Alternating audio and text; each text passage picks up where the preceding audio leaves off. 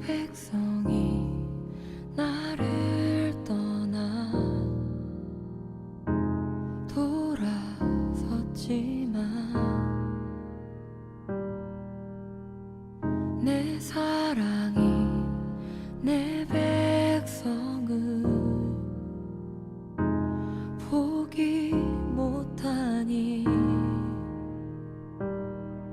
내 모든 것 내어주고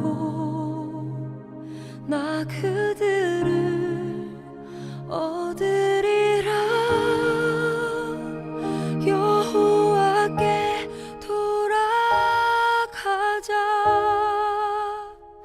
우린 돌아서도 그는 변치 않네. 여호와께 돌아가자. 우린 넘어져도 그 사랑 영원하네.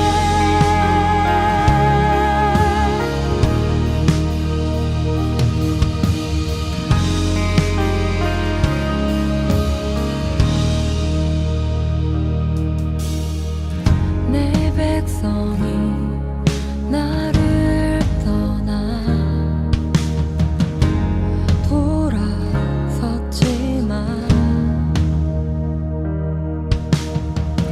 내 사랑이 내 백성을 포기 못하니 내 모든 것 내어주고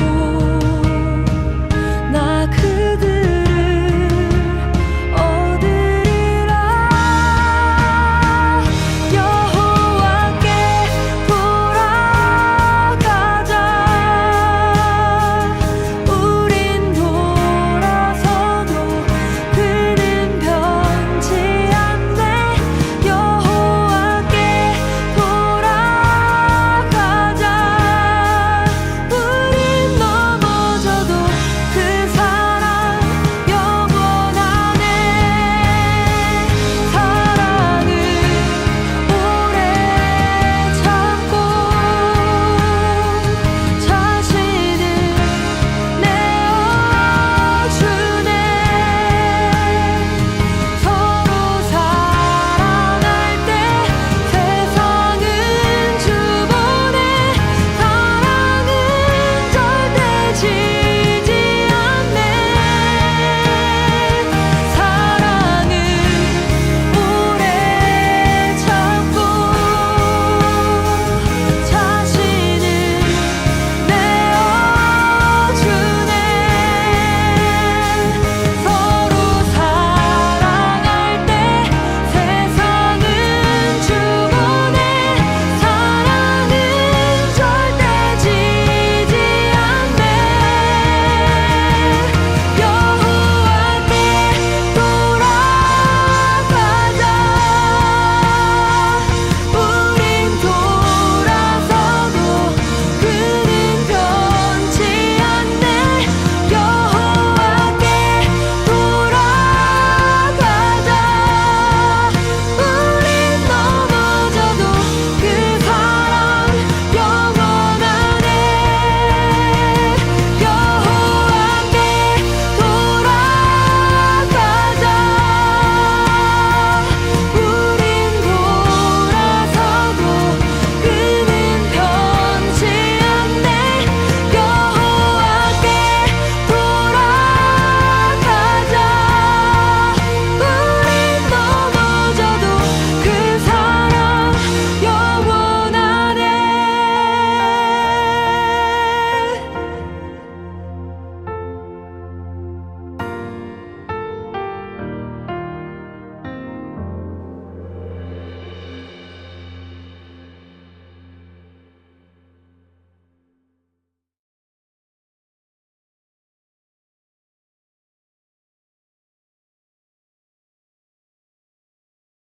그날에 주 곧 만군의 여호와께서 백성에게 슬피 울고 머리를 밀고 거친 베옷을 입으라고 말씀하셨다. 그러나 보아라, 오히려 백성은 기뻐하고 즐거워하였다. 소와 양을 잡고 고기와 술을 마셨다. 그러면서 말하기를 내일이면 죽을 테니 먹고 마시자 라고 하였다. 만군의 여호와께서 내게 말씀하셨다. 이 죄는 너희가 죽기까지 용서받지 못한다. 주, 곧 만군의 여호와께서 말씀하셨다. 샬롬, 오늘 함께 아자함 예배를 드리시는 모든 예배자분들을 주님의 이름으로 환영합니다. 오늘은 이사야 22장 12절에서 14절의 본문으로 슬퍼하는 사람은 복이 있습니다 라는 제목의 말씀을 전할게요. 예루살렘에는 큰 위기가 찾아왔어요. 강대국 아수르가 공격해왔기 때문이에요. 유다 백성들은 성벽을 보수하고 무기를 준비하고 물을 저장하는 등 전쟁을 대비하는 데는 열심을 냈어요. 그러나 정작 그 모든 일을 다스리시는 하나님께 돌아오지는 않았어요.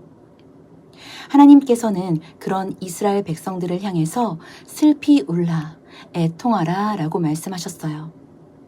하지만 이스라엘 백성들은 이 하나님의 말씀을 들었음에도 그 부르심을 거절했어요. 오히려 먹고 마시자, 내일 죽으리라 라고 말하면서 세상의 쾌락을 쫓아갔어요. 그리고 그 결과 그들에게는 하나님의 심판의 말씀이 선포되게 돼요.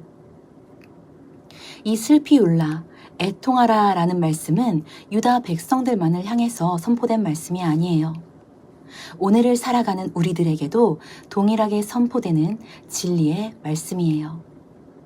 어떤 사람들은 크리스찬이라면, 예수님 믿는 사람이라면 항상 밝아야 하고 항상 기뻐해야 하는 것 아니야? 라고 생각해요. 맞아요. 항상 기뻐하라 라는 성경의 말씀은 우리가 아주 잘 알고 있는 말씀이에요. 하지만 성경은, 하나님의 말씀은 그와 동시에 애통하라, 슬퍼하라 라고 말하고 있어요. 이 두 말씀은 서로 모순되고 서로 부딪히는 것처럼 보이지만 그렇지 않아요. 성령 안에서 애통할 때 비로소 우리는 하나님께서 원하시는 진정한 기쁨을 경험하게 되기 때문이에요. 하나님이 말씀하시는 슬픔은 우리가 생각하는 슬픔과는 조금 다를 수 있어요. 하나님이 말씀하시는 슬픔은 자기 연민이나 우울감에 의한 것이 아니에요. 나의 이기심과 나의 욕심대로 되지 않는 문제를 붙들고 눈물 흘리라는 말씀도 아니에요. 하나님이 말씀하시는 슬픔은 나의 죄로 인한 슬픔이에요. 또 죄로 인해서 깨어진 세상을 향한 슬픔이에요. 도저히 나의 힘으로는 해결할 수 없는 죄의 문제를 가지고 하나님 앞에 나아와 애통하라는 거예요. 그 정도에 있어서도 단순히 조금 슬픔의 감정을 느끼는 차원이 아니라 장례식에서 곡을 하듯이 그렇게 통곡하며 하나님께 돌아오라는 말씀이에요. 하나님께서는 우리에게 애통할 수 있는 기회들을 주세요. 때때로 애통하는 자리, 슬퍼하는 자리로 우리를 초대하세요. 여러 가지 사건과 상황을 통해서 또 말씀과 성령 안에서의 찔림을 통해서 감추어졌던 죄를 드러나게 하시고 그 죄를 직면하게 하실 때가 있어요.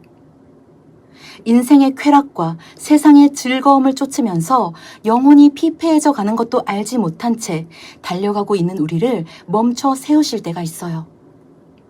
바로 몇 미터 앞에 무엇이 있는지 알지 못하고 벼랑 끝으로 달려가고 있는 걸음을 멈춰 세우시고 돌아서게 하실 때가 있어요. 하나님은 아무런 의미 없이 우리를 그저 괴롭히시려는 것이 아니에요. 하나님의 손길은 우리를 살리시기 위한, 우리를 죄와 사망으로부터 건지시기 위한 은혜의 손길인 것이에요. 그럼에도 우리는 하나님이 주신 이 귀한 기회를 놓쳐버릴 때가 얼마나 많은지 몰라요. 내 마음을 두드리시는 하나님의 손길을 외면하고 눈앞에 있는 일시적인 쾌락과 즐거움에 빠져버려요. 자신의 죄의 문제와 연약함을 마주하지 않고 회피하며 그런 문제는 마치 처음부터 존재하지 않았던 것처럼 살아가려고 해요. 슬퍼하고 애통하는 것보다는 도파민을 자극하는 일시적인 즐거움을 선택하는 쪽이 더 좋고 더 편안하다고 여겨지기 때문이에요. 하지만 하나님은 사랑하는 우리에게 정말 필요한 것이 무엇인지, 우리의 영혼에 어떤 것이 유익한지를 정확하게 알고 계세요.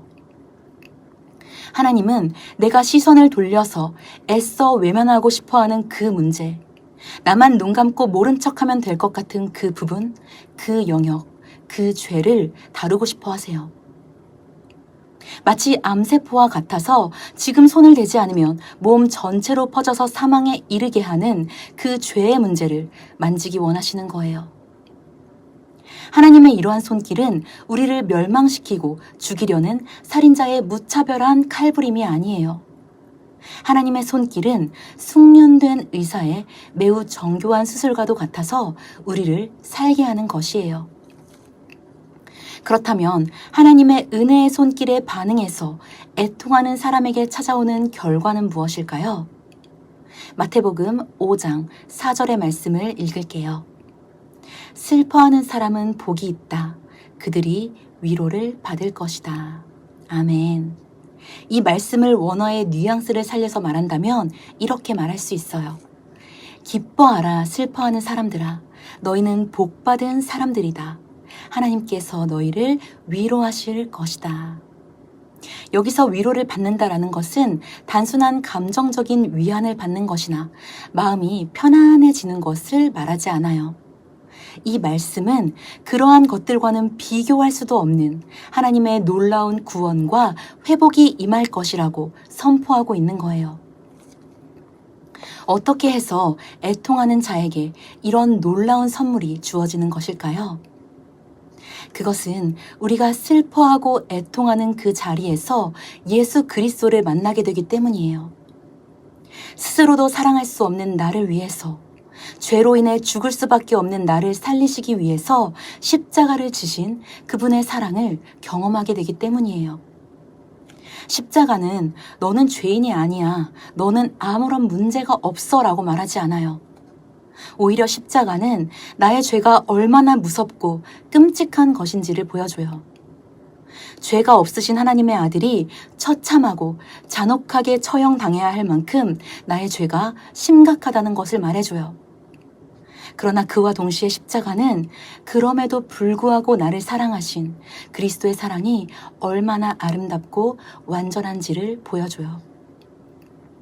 역설적으로 우리는 죄로 인해 슬퍼하는 그 자리에서 참된 위로를 경험하게 되는 거예요. 세상의 그 어떤 것으로도 얻을 수 없었던 만족을 얻게 되는 거예요. 그리고 그제서야 우리는 주님께서 명령하신 항상 기뻐하라는 명령을 지킬 수 있는 자로 서게 되는 거예요. 하나님은 우리에게 이러한 큰 복을 주시기를 원하세요. 내일이면 곧 허무함을 가져오고 마는 일시적인 즐거움이 아니라 영원한 기쁨과 세상이 줄 수 없는 평안을 주시기를 원하세요. 그러므로 하나님이 밝은 빛으로 우리의 어두움을 비추시는 그때, 우리를 애통하는 자리로 부르시는 그때 그분의 사랑의 부르심에 응답하시기를 주님의 이름으로 축복합니다. 기도하겠습니다. 하나님 아버지 감사합니다. 언제나 우리에게 선한 것을 주시는 좋으신 아버지의 이름을 찬양합니다. 주님께서 우리의 죄를 드러내실 때, 애통하라 말씀하실 때 온전한 순종으로 나아가게 해주세요. 그리고 그 자리에서 하나님의 위로를 경험함으로 진정한 기쁨과 평안을 누리게 해주세요. 범사에 감사드리며 예수님의 이름으로 기도드립니다. 아멘. 오늘 주신 말씀을 기억하면서 다음 내용을 서로 묵상해봐요.